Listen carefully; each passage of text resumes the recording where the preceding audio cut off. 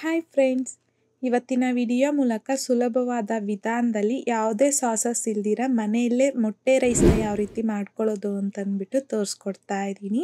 So ಬನ್ನಿ ಇವಾಗ late ಮಾಡ್ದಿರಾ ಈ ಮೊಟ್ಟೆ ರೈಸ್ ಯಾವ ರೀತಿ ಮಾಡೋದು ಅಂತಂದ್ಬಿಟ್ಟು ನೋಡೋಣ. ಮೊದಲು ಸ್ವಲ್ಪ ಮಸಾಲೆನ ರೆಡಿ ಮಾಡ್ಕೋಬೇಕು. ಹಾಗಾಗಿ ಮಿಕ್ಸಿ ಜಾರಲ್ಗೆ 1 ಇಂಚ್ ಆಗುವಷ್ಟು ಶುಂಠಿನ ಕಟ್ ಮಾಡಿಬಿಟ್ಟು ಹಾಕ್ಕೊತಾ ಇದ್ದೀನಿ.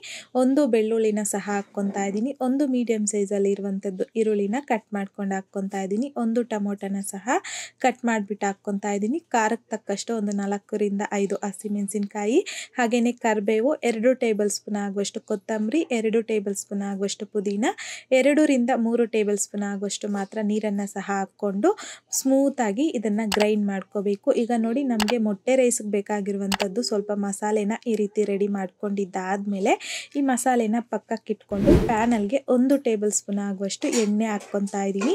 ಎಣ್ಣೆ ಸ್ವಲ್ಪ ಬಿಸಿ ಆಗಿದ್ದಾದಮೇಲೆ 4 ರಿಂದ 5 ಮೊಟ್ಟೆನ ಈ ರೀತಿ ಹೊಡೆದ್ಬಿಟ್ಟು ಹಾಕ್ಕೊತಾ ಇದ್ದೀನಿ. ಹಾಕ್ಕೊಂಡಿದ್ದಾದಮೇಲೆ ಈ ಮೊಟ್ಟೆಗೆ ತಕ್ಕಷ್ಟು ಸ್ವಲ್ಪ ಸಾಲ್ಟು, ಹಾಗೆಯೇ ಒಂದು 1/4 ಟೀ ಸ್ಪೂನ್ ಆಗುವಷ್ಟು ಪೆಪ್ಪರ್ ಪೌಡರ್, 1/4 ಟೀ ಸ್ಪೂನ್ ಆಗುವಷ್ಟು ಚಿಲ್ಲಿ ಪೌಡರ್ನ ಸಹ ಹಾಕ್ಕೊಂಡು ಈ ರೀತಿಯಾಗಿ ಮಿಕ್ಸ್ ಮಾಡ್ಕೊತಾ ಮೀಡಿಯಂ ಫ್ಲೇಮ್ನಲ್ಲಿ ಫ್ರೈ ಮಾಡ್ಕೋಬೇಕು. ಸೊ ನಾವು ಈ ರೀತಿ ಸಪ್ರೇಟಾಗಿ ಮೊಟ್ಟೆನ ಫ್ರೈ ಮಾಡ್ಕೊಳ್ಳೋದ್ರಿಂದ ಪೀಸಸ್ ಅನ್ನೋದು ಸ್ವಲ್ಪ ದೊಡ್ಡ ಸೈಜಲ್ಲಿ ಬರುತ್ತೆ. ಹಾಗಾಗಿ ಈ ರೀತಿಯಾಗಿ ಸಪ್ರೇಟಾಗಿ ನಾವು ಮೊಟ್ಟೆನ ಫ್ರೈ ಮಾಡ್ಕೊಂಡಿದ್ದಾದಮೇಲೆ ಈ ಮೊಟ್ಟೆನ ತೆಗೆದು ಪಕ್ಕಕ್ಕೆ ಇಟ್ಕೊಳ್ಳಿ. ಈಗ ಕಡಾಯಿಗೆ 2 ರಿಂದ 3 ಟೇಬಲ್ ಸ್ಪೂನ್ ಆಗುವಷ್ಟು ಎಣ್ಣೆ ಹಾಕ್ಕೊತಾ ಇದ್ದೀನಿ.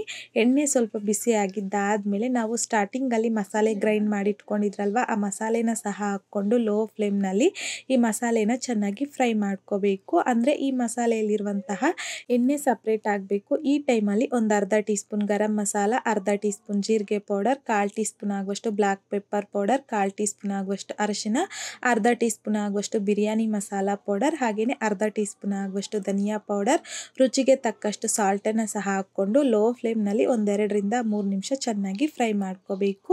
ನೋಡಿ, ಈ ರೀತಿ ಎಣ್ಣೆನೂ ಸಹ ಬಿಡ್ತಾ ಬರುತ್ತಲ್ಲ, ಈ ಟೈಮಲ್ಲಿ ನಾವು ಸ್ಟಾರ್ಟಿಂಗಲ್ಲಿ ಮೊಟ್ಟೆನ ಫ್ರೈ ಮಾಡಿ ಪಕ್ಕಕ್ಕೆ ಇಟ್ಕೊಂಡಿದ್ರಲ್ವ, ಆ ಮೊಟ್ಟೆನ ಸಹ ಹಾಕ್ಕೊಂಡು ಮೀಡಿಯಂ ಫ್ಲೇಮ್ನಲ್ಲಿ ಮತ್ತೊಂದೆರಡು ನಿಮಿಷ ಫ್ರೈ ಮಾಡ್ಕೋಬೇಕು. ಈ ರೀತಿಯಾಗಿ ಸ್ವಲ್ಪ ಫ್ರೈ ಮಾಡ್ಕೊಂಡಿದ್ದಾದಮೇಲೆ ಈ ರೀತಿ ಸ್ವಲ್ಪ ಮಾಯಿಸ್ಟಾಗೇ ಇರಬೇಕು. ಈ ಟೈಮಲ್ಲಿ ಉದುರಾಗಿ ರೈಸನ್ನು ರೆಡಿ ಮಾಡಿ ಇಟ್ಕೊಂಡಿದ್ದೀನಿ, ಅದನ್ನು ಹಾಕ್ಕೊತಾ ಇದ್ದೀನಿ. ನಾನಿಲ್ಲಿ 1-2 ಪ್ಲೇಟ್ ಆಗುವಷ್ಟು ರೈಸ್ ಹಾಕ್ಕೊಂಡಿದ್ದೀನಿ.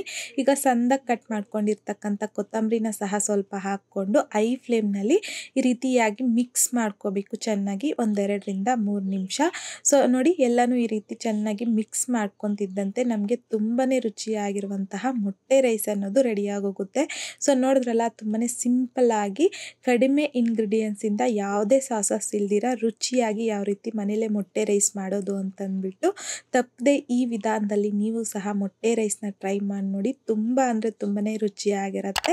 ಸೊ ಟ್ರೈ ಮಾಡಿದ್ದಾದಮೇಲೆ ನಿಮಗೂ ಸಹ ಟೇಸ್ಟ್ ಹೇಗೆ ಬಂತಂದ್ಬಿಟ್ಟು ಮರಿದೇ ನನಗೆ ಕಾಮೆಂಟ್ ಬಾಕ್ಸಲ್ಲಿ ಕಮೆಂಟ್ ಮಾಡಿ, ಲೈಕ್ ಮಾಡಿ, ಹಾಗೆಯೇ ನಿಮ್ಮ ಫ್ರೆಂಡ್ಸ್ ಆ್ಯಂಡ್ ಫ್ಯಾಮಿಲಿ ಜೊತೆಗೆ ಶೇರ್ ಮಾಡಿ. ಮತ್ತಷ್ಟು ಈಸಿ ಆ್ಯಂಡ್ ಸಿಂಪಲ್ ಕ್ವಿಕ್ ರೆಸಿಪೀಸ್ಗೋಸ್ಕರ ದಯವಿಟ್ಟು ನೀವಿನ್ನೂ ನಮ್ಮ ಮೇಘಶ್ರೀಸ್ ಕಿಚನ್ ಚಾನಲ್ನ ಸಬ್ಸ್ಕ್ರೈಬ್ ಮಾಡಿಲ್ಲ ಅಂತಂದರೆ ಸಬ್ಸ್ಕ್ರೈಬ್ ಮಾಡಿ.